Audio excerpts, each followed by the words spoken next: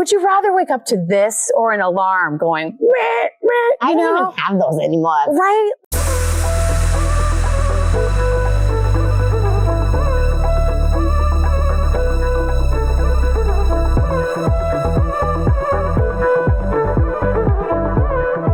Hello friends, welcome to another very interesting episode of Here We Are. And today we have a friend and a coworker, and I would say we share many things in common.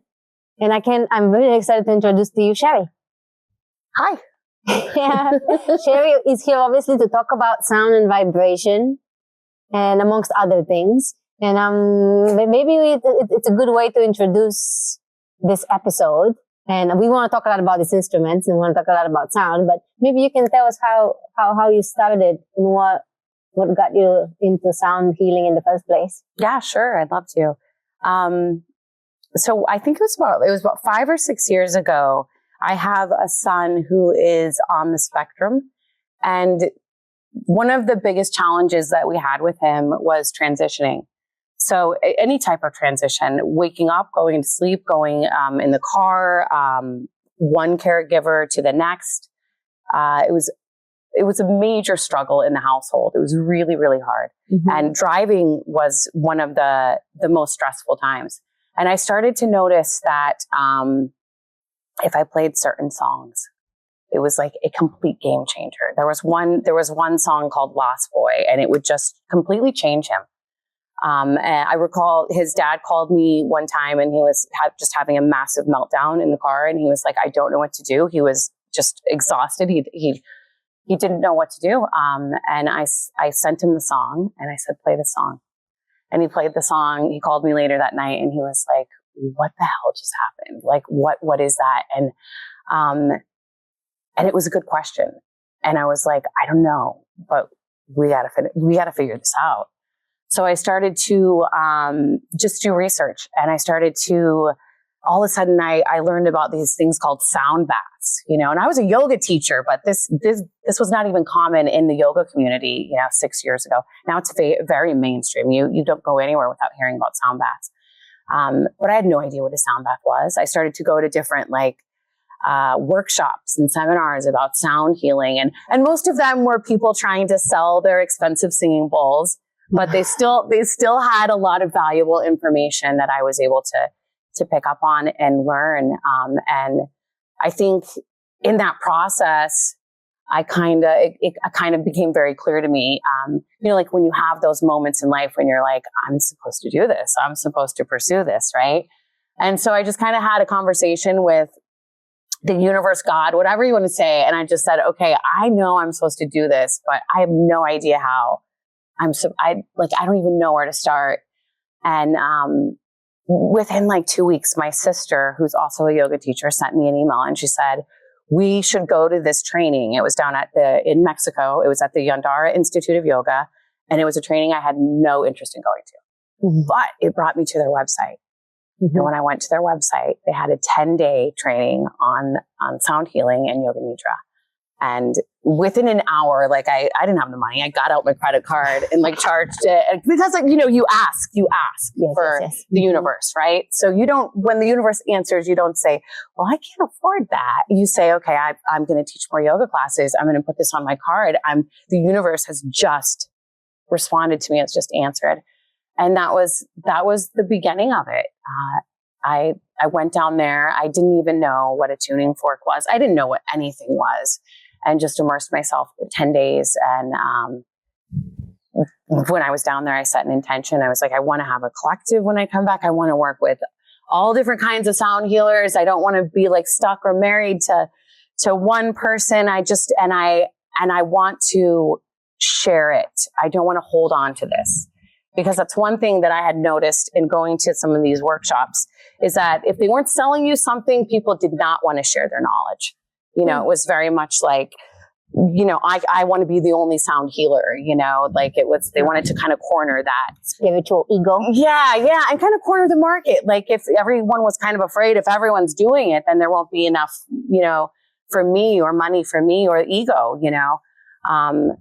but my intention was always to come back and to share it with as many people as possible. The more people that do it, the better it is. It's just like yoga, if you do it consistently, your life will change. It will impact you.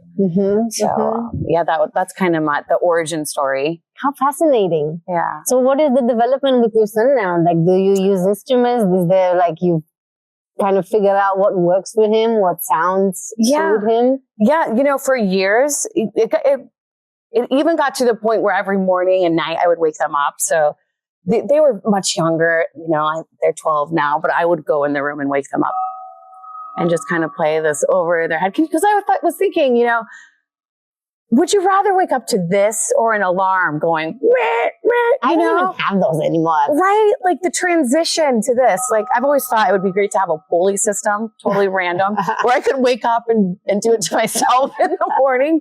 But I started to incorporate it as much as possible. A lot of it is nowadays it's having them create their own playlists. Some of this, they're not super into it. They'll come to sound baths. But if and I can get them to play a singing bowl if they're stressed out, right?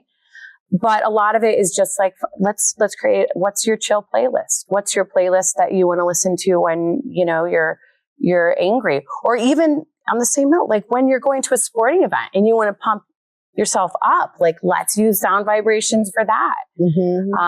And I think that's a really easy way to get kids to kind of understand how sound can influence their bodies, right? Yes. And their minds. Oh, it's so important to educate them because they're being exposed to this huge variety of tones. That's the way I see it. It's just tones, and the different tones affect the nervous system in a different way, and they create a different mood.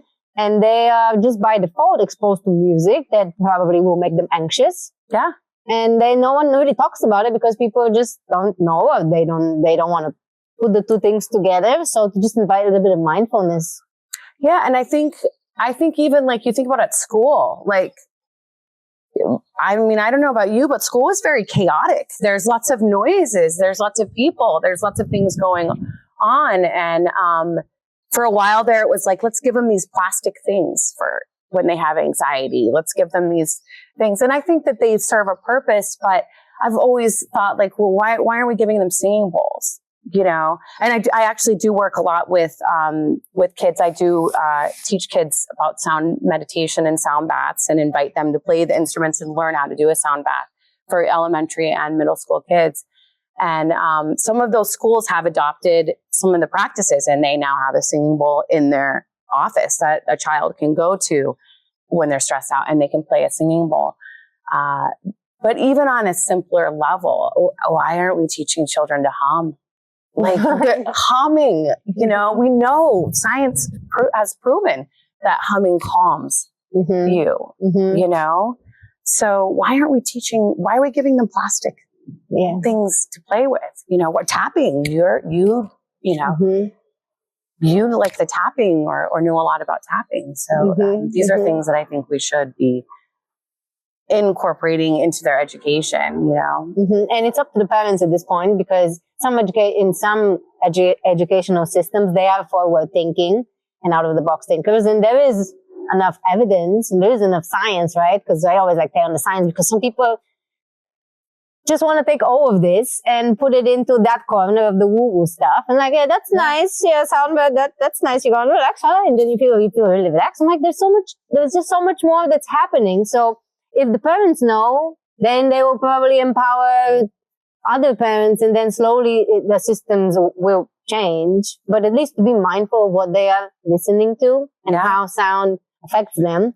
And which brings me to my next question. You have such a great way of introducing sound baths. And I have to say, I've been to many sound baths. I think mine started with a gong bath. No, and it was only gongs. And it was a 3-hour gong bath. And I have to say that, you lose track of time, but at one point I was just seeing and feeling like sacred geometry. It was just expanding.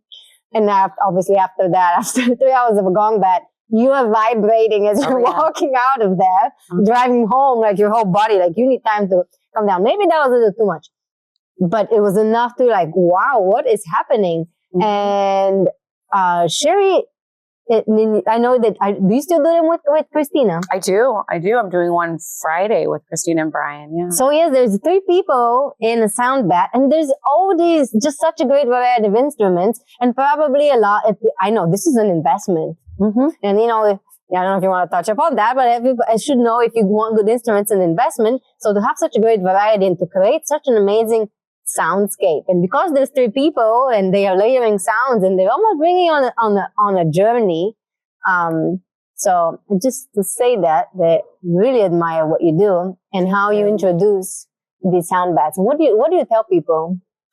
Yeah, I think the easiest way to go into it is just to start is to everyone knows what are your bodies are made of water. Water conducts sound. It's vibration. And then kind of walking them through what to experience, explaining to them that this is a meditation. It's a form of meditation. So most people find a seated meditation where you're just breathing incredibly hard. I mean, that's why it's called a practice, right? It's not, maybe the Dalai Lama was born able to meditate, but I don't know anyone who's started meditating and it came easy to them. But with sound, you can then anchor, right? You can anchor to the sound. And with kids, you can even, I tell them you can create a story. You can see the colors. You can go on this journey, which, is kind of what you spoke of. So I try and get them to understand that it is a type of meditation, and that in any meditation, you're trying to get to that in-between state where you're not asleep, but you're not awake. You're kind of hovering between conscious and subconscious, right? And it's a very restful state. It's where you really renew and regenerate, and where we are most impressionable. So it's a beautiful time to set an intention. And you don't have to be thinking about the intention the whole time, but if you set an intention and then you're hovering in that impressionable state, for an hour, like you're planting a seed that you can then water and that can grow. I like to let them know that I'm going to play gongs and drums, because those can sometimes be a little bit intense for some people. Some people love them. Like, you sat in a 3-hour gong bath your first time. Most people couldn't do that, but so they can be intense, but they serve a purpose, right? So we're trying to shake up stuck energy, right? So we want these vibrations to flow through all of the energy centers, or if you're traditional Chinese medicine, it's like meridians. So we want these vibrations to be flowing all throughout the body, unblocked. But most of us have blockage. That fight we got into with our partner, and maybe it's just like stuck here. All kinds of things that, we're blocked. And the gongs and the drums, that intensity, that's shaking up that stuck energy. So that's a good thing. And I want people to know that if they feel that it's serving a purpose, not to freak out, to be okay with that serving. You're shaking up some stuck energy. If you shake it up, you can release it. And that's, who doesn't want to release that? And then like anything that's uncomfortable in life, it's temporary. And we're going to follow it up with, beautiful, beautiful sounds. I never end with a gong crashing. Always follow it up with the lovely things. And I ask them to try and keep their eyes closed, because as soon as we open the eyes, all the distractions of the world, and then you've lost that meditative state, right? You're no longer in that moment. So it's a combination of just like, this is what you can expect. This is what is going to happen, and why stick with it, and just kind of going from there. A little bit of science, I think, is super helpful, because people want to know, like, is this just woo-woo, or is there science? Yeah. People want to hear the benefit besides the fact that it's so pleasant. Yeah. And I like to talk about the benefits and just about everything I do, because a part of the work I do is educating the conscious mind, because when you educate the conscious mind, then you're building a path, and it's just much more easy for those people to trust you. And then if they can trust you and they can feel relaxed around you, they can truly go into hypnosis, or they can go deep into breath work, because now I have something to hold on to, right? There is a buy-in. And there is no need for you to have a buy-in if you're just going to sit at a sound bar, but it is going to become a practice for you. You are going to search for it. You're going to look for it. Not just after you feel the benefits, but after you understand the benefits of it. And we're talking about frequency and how there are certain frequencies that are just more beneficial for us because they're more harmonious to us. And, there is so much science now behind it about frequency and solfeggio and the way that vibration works. And that one fascinating, and this probably has nothing to do with sound bats in particular, but has to do with sound, of how they, this is a young brain, obviously a young mind, an innovative mind came up with that. They know how to turn off fire with a bass speaker. So a really low vibration, it's just the speaker and just goes vroom, and it turns off fire. Obviously, it's not going to replace the fire department. But how does sound put out fire? And how does particular vibration affect the human body in such a way that they affect your immune system, and there is even effect on certain illnesses? Yeah, well, let's talk about that real quick. I mean, the white blood cells, red blood cells respond positively to low frequency sounds. Red blood cells bind better when they're surrounded by low frequency sounds. They also carry oxygen more efficiently throughout the body. Like these are things that to me, it's just like that emoji where the mind is exploding.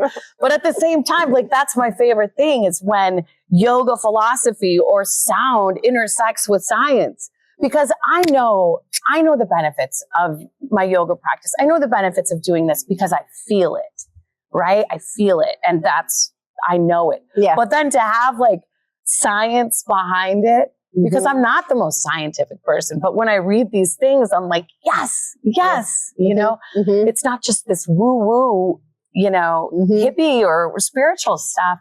It's real. Yeah. It's real, And not to get into conspiracy theories, but you know how they used to have these ginormous bells on every church tower.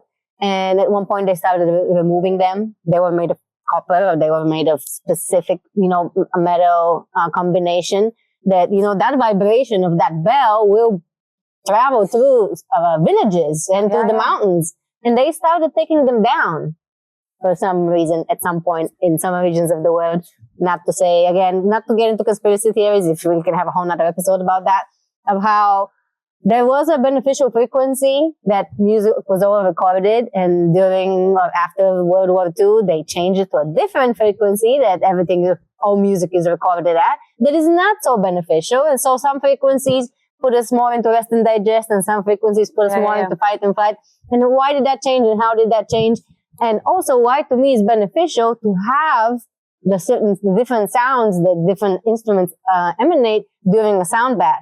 And I like that you tell people that, hey, if something is too much for me, you can just, tell me to go away. Yeah. Because she comes over and she plays the instrument. So you can truly feel them. And the vibration is traveling through you, right? We are not solid. They pass through us. So I like that you say that, because to me, it's most important to create a safe container in which people can give slowly with time. And this is the goal. And I hope that people can learn to do that, to give themselves permission to, hold space for their feelings and their sensations and their emotions, because so many of us, for so many different reasons, are taught to, or we have learned to just repress what's certain emotions and sensations in the body, and to label them as bad. And then you're in restriction, and when you're in restriction, you're in resistance, and that slowly turns into illness. And so some instruments make people feel a little uneasy. Yeah. They may make them feel a little intense. Some may make them feel a little bit too emotional, and they don't even know why, right? Yeah. Certain sound is just triggering on a certain heartstring, and I like to believe, and there is, people may call it pseudoscience, that, the different instruments are connected to the functioning, balancing of different chakras. Sure. So who's to say that something at one point got stuck there, an emotion was not processed properly, and this particular sound in this particular moment now is going to bring it out, and people are just wailing and crying, and they don't understand why, or there's a lot of resistance, and they get really anxious, and it's just a gong playing next to them. If we can teach them that it's okay, you're safe, let it move through you. An emotion will only last 15 seconds if we don't repress it or reject it. So I love that you mentioned that, because it is true, because some instruments made me feel that way, or there was just judgment or resistance during a sound bath. I'm like, what am I judging now? The way that they're playing this and over that. So it's just my own inner right unsettlement. There's just a lot of therapeutic benefits to it that, besides the fact that it feels good, and we want to educate people, and that's why we're recording this episode. And then I'm curious, what are your favorite instruments? She has way more than that, friends, I gotta tell you. Yeah, this is not everything. Probably my favorite instrument is the kailani, which is back here. It just, so the inventor of this instrument asked himself, what would it sound like if you could hear like angels sing? And this is what he came up with. I'll just play it real quickly. A couple of,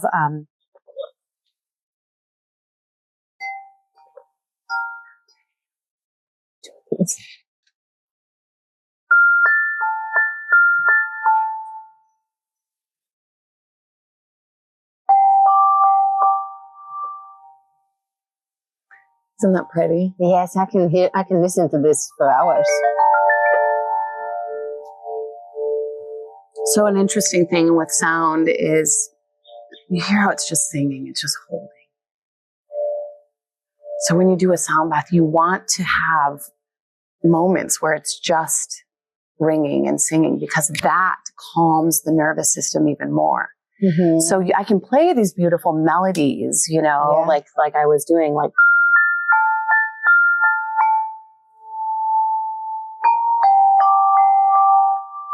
And that's beautiful. But if I pause in between, if I just let it sing, or if I play them slower, it has a more calming effect than just like, kind of playing something. Mm-hmm. I think silence is so important too in a sound bath. A lot of, when I first started, like I was afraid of silence, it's like, how do you hold that? Tell me. Everyone's expecting me to be playing sounds. So what happens? What does it sound, lady? Yeah, but I was playing with my friend Clodagh, and she was like, no, honor the silence. And now it's so important when I'm playing with other people, just kind of go like this and just let something finish. Let it end. Oh. And then you can bring in something new, but that's probably my favorite. That is probably my most favorite. I love the flute. And then the native drum. The native drum is just so beautiful because it's one of those ones that you feel the vibration. It activates Kundalini with me all the time, every time. When I am playing this with kids, when I'm showing this to kids, and I try to explain, okay, so sound vibrations, your body will vibrate from the sounds. They're kind of like, and I'm like, let me just do this, and I do this in front of them, and they're like, oh yeah. I'm like, you're going to feel it in your heart. Just wait. And I will just like play over them a couple times and they can feel it. Like this is an instrument that you can feel, so that's why it's one of my favorites. And then the flute, of course, the native flute is just always. Unlike my plastic flute that melted. Did it melt? It melted.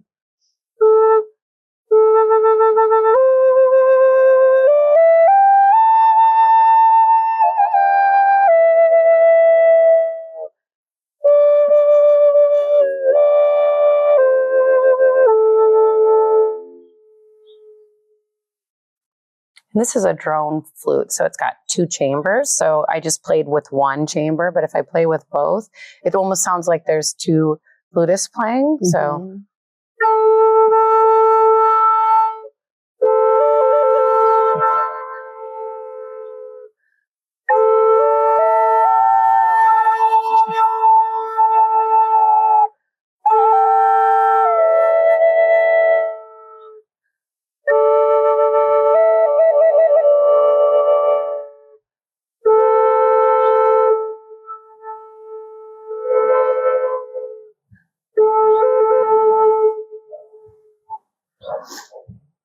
Those are my top 3. I think. do love that one. This one's like so. It's like, I don't know. I feel like like I'm like lost in a forest when I play it. Mm-hmm. You know, it's just like such a beautiful sound. Such a beautiful sound. Yeah. What's your favorite? I think I know the answer, but let's see. Let me see what she says. So is this considered It's like a chime. a chime? Yeah.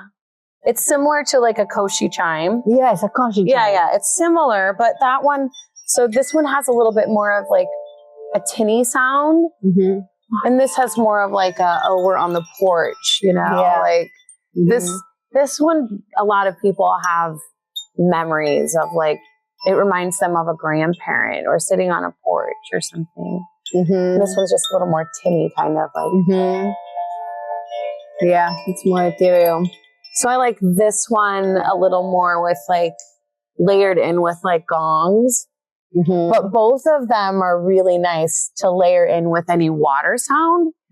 Because it just, to me, it sounds like a rainy, windy day on a porch. I remember the first time I had to with you guys, and you know, it sounded like water, and there was like water dripping, and actually there was someone who, playing water. Brian was pouring water from a bowl. Yeah, we just like going like this with water. Yeah, I'm like, it's like the simplest thing. I thought you had a recording of water. I'm like, no, it's actually water.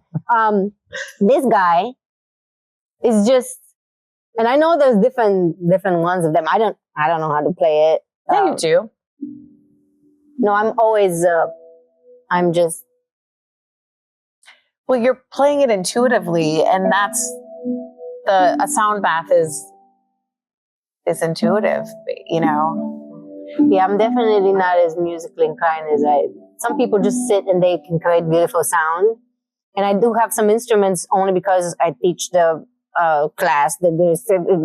So we are colleagues at a yoga studio, which thankfully as a corporate studio decided to introduce yin yoga with sound baths. So I got some instruments, but I've got to tell you, I am just like, I play like this. That's how I play. It's not. So this, when I work with kids, one of the first things I tell them is there are no mistakes in sound. There are no mistakes in sound. So if I'm doing a sound bath and a siren goes off, is the siren disturbing me or am I disturbing the siren? I don't know. Like it's supposed to be there. It's meant to be. There are no mistakes in sound. If this were to fall over and crash in a sound bath, there's no mistakes in sound. It was meant to be. One of the other things I tell them is that none of these instruments require musical training.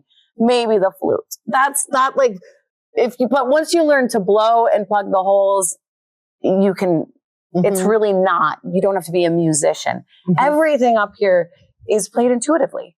So anyone can do it. It's, you know, it really is, it's more about your intention than anything. It doesn't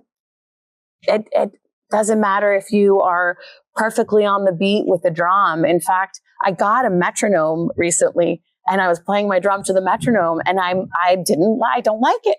I don't like the layering. I thought, well, I can have the metronome and then I can play my drum and I can use that to layer sounds when there's only me, but I don't like it. It's too rigid. It's too strict. So even, I think musical training will never hurt you. Yeah. But I don't think that it's a requirement to do a sound bath and to do it well. That's right. Yes, probably would benefit me. But just for everyone, just grab an instrument that you feel drawn to and play with it. I would say, hand one to your children. Maybe not the cymbals because then they can drive you crazy. But in our culture, and I'm sure it's not just in our culture, they use bells to dispel negative energy. Yeah. So we have a tradition, and I think it's in springtime, right? Where people dress up like evil spirits, and it's quite elaborate. Actually, there's a few documentaries about it. And they are covered in bells, and they just walk around the village and dance. So the bells to get rid of evil spirits. Yes, to dispel like negative energy with sound. It's quite fascinating. The costumes are extremely elaborate. They're all made of just animal skin. And it's fascinating. So there's just a lot more about sound that we know about. and again, not to get into conspiracy theories, or that we are allowed to even venture on what it can do and how it can heal and how it can help. And there is a practice that very similar to it's not similar actually at all. I wouldn't think it's similar, but it kind of, the Kundalini activation classes was based off a practice called inner dance. And the energy work was just a side note to the modality because they used sound, but they are layering not just instruments, but all kinds of soundscapes to create this playlist that it sounds a little bit like a cacophony, but supposedly it's very artfully and mindfully created to allow the mind to go to all of the wavelengths and to, again, facilitate a space where all kinds of different emotions will come up, because we'll get triggered to memories, we'll get triggered to, an expression of everything that is locked within us.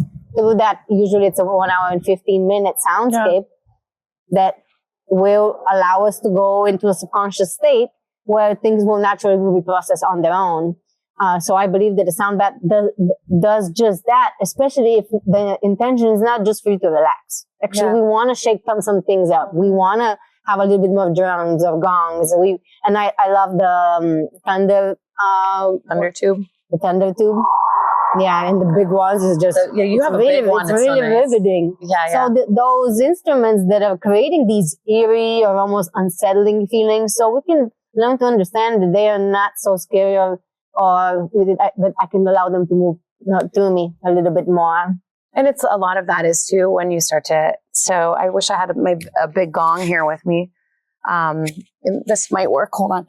When you talk about sounds that are like eerie. Sorry. Here we go. Let's see if this will work. Yes. But and a lot of times when we're playing the big gongs, we'll take this against the gong, and now this doesn't give it quite the sound that the big one gives. But when I do that with children and I ask them I have them close their eyes, I say, what does that sound like? 9 out of 10, probably 9.9 out of 10 will say a scary movie. There's that tiny little percentage that'll say a whale. Yeah, a whale. And I'm like, and once you tell someone, oh, it's a whale. Mm-hmm. Because I've had people in sound baths, adults, say, I don't like that sound. And I say, oh, it's a whale. And then the next time they're like, I love that whale sound. It's perception, right? It's perception. It's what are you attaching? What are you anchoring that sound to? Mm-hmm. It's fascinating, right? And then the wave drum, I know that it's used for premature born babies. Really? Yeah. Tell me more. Yeah, they play them in nurseries, and I don't know if they play the big ones or exactly how they play them, but it creates white noise, right? More or less. So somehow it's shown that it is beneficial. So and another thing, I got into crochet when I lived in Norway because it was really, really cold. There was nothing else to do. And I was making little crochet octopus for my cat to play with. And this lady was telling me that they could make crochet octopus for premature babies. And they're playing. That's how I learned pretty much about this. Because while they're in that box, where they're not supposed to be, they have something tangible, and then they have sound, and so there's a lot of beautiful, really mysterious things. Yeah. So if friends, go to a sound bath near you. They are so affordable. They're so affordable. I mean, now you can find them like incorporated into yoga classes. You can find, all over the place, very, very affordable, free ones in the park. A lot of newer people who are new to like facilitating sound, just want to get their name out there, their presence out there. Yeah, donation-based ones. Yeah, I mean, they're really, really easy to find. It used to be like, I used to say sound bath. We even like when I was like going on dates, like forget it. Like I thought I was like absolutely insane. Like what do you do? But now it's kind of everywhere, and that's a good thing. It's a good thing. And the goal, back and touch onto the mysticism about it because I want to create curiosity with people. I want people to ask questions. I'm like, okay, you're telling me to go to a sound bath. Yes, these sound very interesting, but like people to educate themselves and search a little bit more because there is so much evidence in ancient history about what they would call architectural acoustics. Yeah. And so we're going to go. We are going on a retreat, me and Sheri, guys. And we are going to go into the chamber of the Great Pyramid. And the chamber of the Great Pyramid creates, and and that's not the only one. There's so much of it. I just came back from Ireland, and in Ireland, in Newgrange, the chamber in the middle is neuroacoustics. And now there is another one which is even older, over 2,000 years old. No, it's actually over than 2,000 years old. On an island in the Mediterranean that I can't think of right now. And there is an underground chamber that was created. Its architecture, it mimics the ear. Oh yeah, I saw something about that. Mm-hmm. Yeah. Yeah. So, Joe Rogan, there's definitely some interesting characters on there, but there is evidence that there is so much more on how sound was used in ancient history. And, there is some. Am I going crazy here, my friend? No. My boss is behind the camera and she's making faces of how they used sound to move things. Some people think that's how they built the pyramids. I don't know. And why not? They're using sound to target hard to get to cancers like prostate cancer because it's targeting the cancer without damaging the cells around it. So why not the pyramids? Yeah. Mm-hmm. And we talk about like the mystics. One thing I read recently is that the mystics believe that tone is to the soul what sunlight is to a flower. Yeah. It's not a choice what happens during a sound bath. It's not a choice. Just like the flower doesn't have a choice to bloom. It's nature. Mm-hmm. It's its nature, and it's our nature to. It takes us back to how we're supposed to exist, the frequency, the vibration in which we're supposed to exist, instead of this frequency that we survive in. Yeah. Like a sound bath takes us back to that beautiful, mm-hmm. beautiful place. And a lot of people will say it's like a remembering rather than a new experience, mm-hmm. because our bodies have been there before. Our mm-hmm. bodies have experienced this before, our souls have, right? So it's a coming back to what was meant to be. And it's not necessarily the sound facilitates this. And it's not necessarily a choice I'm going to get from A to B. It's nature that takes us from A to B, which is cool. Oh my gosh. Like if somebody's is second guessing whether they should go to sound bath after this episode, right? If we haven't provided enough information and spark curiosity. I mean, just even talk about chanting, which is ancient, and chanting, humming, toning, mm-hmm. which we see in a lot of, people who practice a lot of these modalities that are helping to align energy centers and whatnot, that they get activation in the throat and they start humming, toning, singing, chanting. A lot of people didn't even know what they're chanting. I remember I went to a psychic in 2012 when I thought the world was going to end. It didn't end. I'm still waiting. And she told me to chant Hu, H-U. And she said, that's all you need to do. Like this is your only homework. She told me many things which were true. So I don't doubt that this was a good advice. Yeah. And at one point I was doing it so much that there was even changing in the way that my vocal cords were. Really? Yeah, they were developing and evolving. There was what was it called when two vocal cords are syncing and they're vibrating together? And it was a very interesting experience. So there is so much more to it, even if you're just repeating a mantra or you are chanting. It's one of my favorite things about doing. I'll play sound while Iva does the Kundalini stuff, and sometimes it's just the sound, but you often just start using your voice. And it's like, it's very native sounding. I don't know what you're saying. I don't know that you know what you're saying, but it's absolutely beautiful. And I love that. I love that about you, that you're able to just, bring that in. And I think it's such a lovely addition to it, you know, Mm-hmm. because it can be anything, any noise, any sound, you Yes. know? Yes. So we have beautiful collaborations because like attracts like, and there's a beautiful synchronicity and synergy. So we do breath work and sound baths, and we just combine modalities, and we're going to continue to do it. Yeah. You continue sharing this, and this is a lot of work. We got to tell you guys, just setting this up and bringing all these instruments, and that's only a portion of them. But we're going to just continue to do the work. I have a question. Yes. Tuning forks, you can address physical pain. Is that true? And how is it done? Yeah, so I am not an expert. Question Oh yeah. Oh, the question is if tuning forks can help with some physical pain. Yeah. So yes, I believe that is the case. I am not an expert at the tuning forks, but there are really, really extensive classes that you can take. There's one lady, and I don't know her name, but her class is like, it's years long waiting list. I mean, it's really insane. But you know, it's applying the tuning forks to different parts of the body. So I do know someone who she does colonics, and she uses them in the colonics to help pass things through.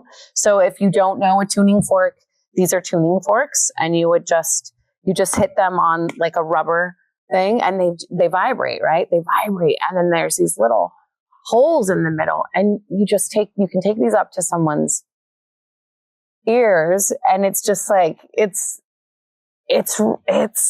really quite magical because you feel the vibration. You can almost hear.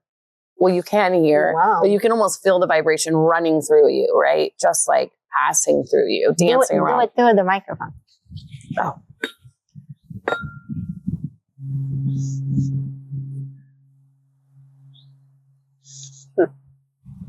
So they also, people who are quite skilled at these and who are using these and are trained, and these come in all different, this is, what is this?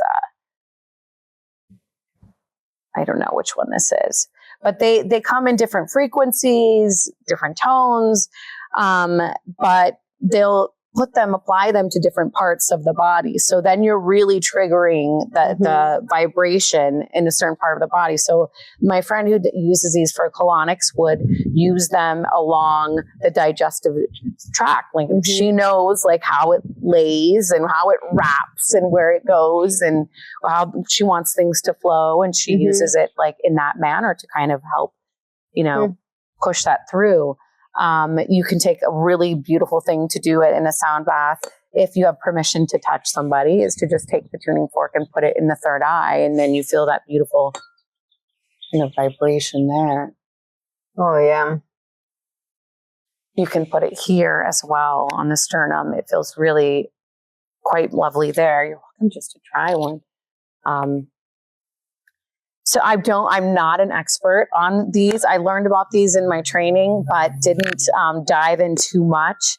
I do use them a lot when I'm doing a sound bath with just myself, because I don't have the ability to layer all the sounds. Yeah. So sometimes it's nice. Or when we've done breath work, I've used them a lot with breath work. I think it can also help if you see someone's really starting to activate. It can kind of help just to steady that energy, I feel like. But again, most of this stuff is intuitive, you know, for me. I do find sometimes that I feel like I need to stay over someone and play over someone. Yeah. Especially with this here. This one. I just... You hit it on the side? Or? Yeah. And you can kind of just go like this with it.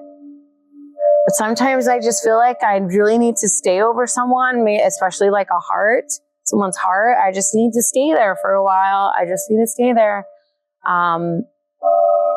Different instruments so I could play an instrument over someone and it can ring out, like just sing and go to the next person. Or even I could play it on someone's heart and it rings out and then go to their hips and it's dead. Same instrument, same application, same everything. And that is an example of stuck energy. That's I just have even more questions. I'm even more curious now. Even more fascinating. And I randomly go on social media. I try not to, even though I have a business. you have to with the business, right? No, but I don't wanna. And I get this commercial of these frequency little devices, and they're like these little boxes that supposedly will blast like just bad bacteria and viruses and parasites. Like they would just blast them, and they showed them like, oh my God, that's how they get blasted. And I'm like, I don't know if I should believe this or not. I believe in some of it. Yeah. It really, there is such device. I don't know. There's also a device that becomes music made from mushrooms. You know, the mushrooms would play music, trees would play music. And I'm like, our cells play, everything vibrates, right? So anything that vibration is movement. Anything that moves. So we have even more questions. Yeah. Yeah.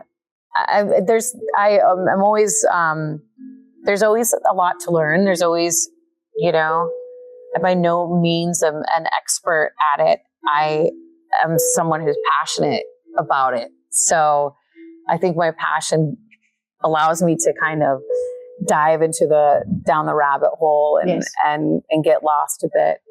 Keep sharing it and keep doing it and keep asking questions and follow your highest excitement, friends. Right. That's where I feel like, obviously, that's where you become the most impactful in life, This is true. Yeah. So join us for those in San Diego. Join us at the next when is the Breathwork and Sound Bath. Wasn't it June 10th? I think it was 14th. Maybe we agreed on the 14th. Yeah. So we currently do them at our yoga studio, but we'd like to expand and we'd like to do more.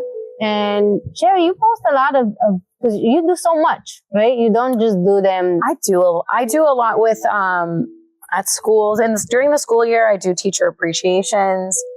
I work with a nonprofit called Positive Movement that supports low-income schools or schools with like children at risk. So they do all kinds of things. Me going there is just like tiny little portion of what they do for these teachers and for these students. But I go there and do sound baths for the teachers. I do Saturday school for the kids. I go and teach them about sound and let them play the instruments and do a sound bath for each other. And then just my yoga classes, and then private stuff as things come up. But yeah. And where can people find out what you do and where you do it? Just my Instagram, Sound and Movement Collective is probably the easiest thing. My website, as well. I'm not the Sound and Movement Collective. Yeah. We'll link it below. Yeah. And for those who are really feeling adventurous and really curious about sound and music and breath work and energy and just the fascinating history of Egypt, we are going to Egypt. Yes, we are going to Egypt in September, friends. Yeah. And we have a few spots left. So if you're curious. And doing a sound bath in the chambers of the Great Pyramid. And that, I mean, can you imagine that's the sole thing I'm looking forward to. Where's that emoji again? My mind is like blown just thinking that I'm going to be doing that. You know? Yeah, you're going to do that. So cool. Yeah. If you would recommend one instrument for a parent to buy to their kid to experience, to make the kid get interested in that kind of sounds and self-healing, because this is self-healing, right? When a kid plays those instruments, it's self-help. Yeah. So that's hard because I think that it's so personal. I think you kind of got to know your kid. For some kids, this is expensive, but they make little tongue drums that are very inexpensive. So, where they can just make these kind of, Ooh. Oh, that's because it's on there. Maybe it's that. Maybe it's just a singing bowl to have in the room. And if you're worried about the crystal ones, you can, this is a cheap Amazon one. But this one actually sings pretty nicely. Mm-hmm. If maybe you think they're a little more adventurous and musically inclined, get them a flute, On your next vacation to Mexico, you can get them the little flute. Yeah. I mean, you can get that in Old Town. Look, I just got this down in Cabo like 2 weeks ago. This is my newest thing, and I'm so excited about this. Listen to this. Maybe it's not going to work now. But it did earlier.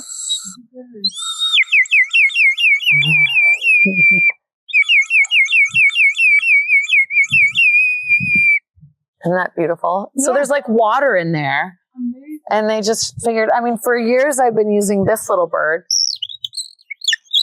I love this. I was so fascinated when I first heard that. This is a great one for a sound bath because I like to kind of end with it, but you can put it anywhere. But people are always like, is there a bird in here? Like, who let the bird in? And it's such a treat, And again, like you can, with wind, you can, the flute, the longing flute, the forest, or so many like earthy tones, that you can play, layer in the bird sounds. It's just so lovely. Mm-hmm. Yeah. I mean, instead of buying them cheap plastic toys, they can have a whole orchestra over the years. They sell these. I'm seeing these on like Instagram now for like less than $50, And this is just like, again, like what does this sound like? It sounds like a music box. Like a lullaby. Yes, it's like a music. Like, how are you not calmed by this? So many. This is Amazon. This is less than $50. I think it's like $39.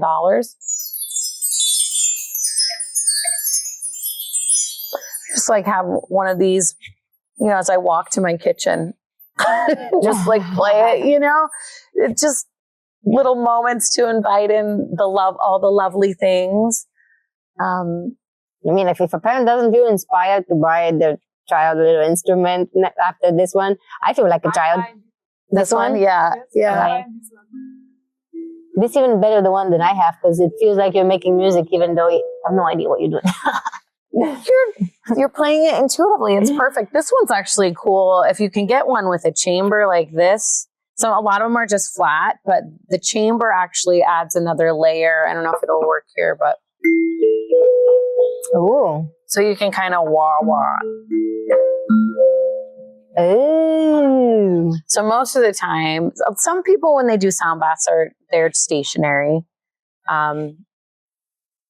which I guess there's a place for everything, but like I want to play all the sounds right over people, and I want people to be like, if I'm playing the wave drum, I want you to be in the wave. Like I want you to be riding that wave, or maybe it's my intention is for it to be a thunderstorm in that moment. That I want you to be in the storm, feeling the storm, and these, I want everything kind of over the body as much as possible. We're actually doing the one on Fridays at the Museum of Photographic Arts. It's for the Wave Festival. And we'll be in an auditorium on a stage. And so it's going to be a lot more difficult because playing the drums over people, that's, I kind of know how long I'm to go based on bodies, and but I'm just going to be sitting there. And so it's going to be so much more difficult. And you're going to have microphones We'll have microphones. It's gonna be a cool experience because it's going to definitely take me out of my comfort zone. And also people are going to be sitting there. So we're going to tell people, close your eyes so that you can keep that meditative state. But there are going to be people just staring at us. Oh, People will be like, what is she playing? What are they doing? And they're not going to listen to like a performance. Yeah. And so that also, I feel like that's also going to add a layer of, I'm not going to say discomfort, but it's going to make it interesting. Yeah. It'll be interesting to see how it goes. One over there with the orange flowers. Oh, that one? Oh, my friend made this for me. So it's just like, you can just kind of like leaves. They make ones that are like the actual leaves. I think you have one. I have one that are real leaves. And those ones are great. And it's a native instrument. I think it's called a chikapra. Mm-hmm. It's for clearing energy, right? So they would use it to sweep the energy away. And when I'm doing a sound bath, that's exactly what I'll do. I just kind of sweep the energy up one side of the body. Mm-hmm. This one is cool because you can also someone's laying here, I can do it on the ground, right? The other one I can't do on the ground. So you can kind of hear that. It adds in a layer of like, what is that, noise on the ground or that sound. Yeah. This one's pretty, just very like. Then you can play it like that, or let me just hold it this way.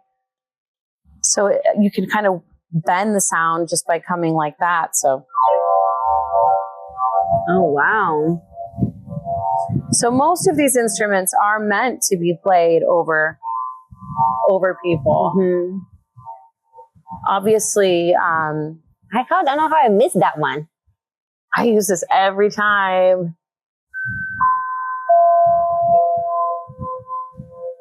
Wow. It's so pretty. My birthday is coming up. Your birthday? You're a Gemini, huh? Mm-hmm. Yeah. No, I'm going to stick with woodworking. I can't have too many hobbies at once. Once you go down that rabbit hole, you're investing in. You better do something with them. You should make a flute. Huh? You should make a flute. Oh, that is way too advanced for me. No, I bet you could. Probably. Yeah, because I'm getting a lathe for my birthday. Mm-hmm. A wood lathe. All right, friends. Please join us. Oh, no mistakes in sound. Play the sound ball. Yeah.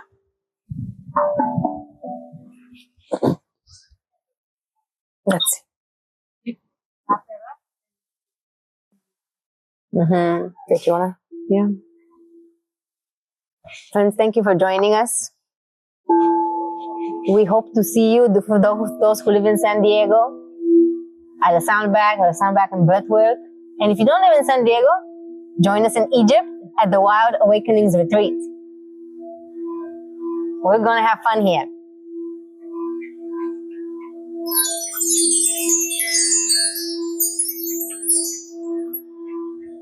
Wow.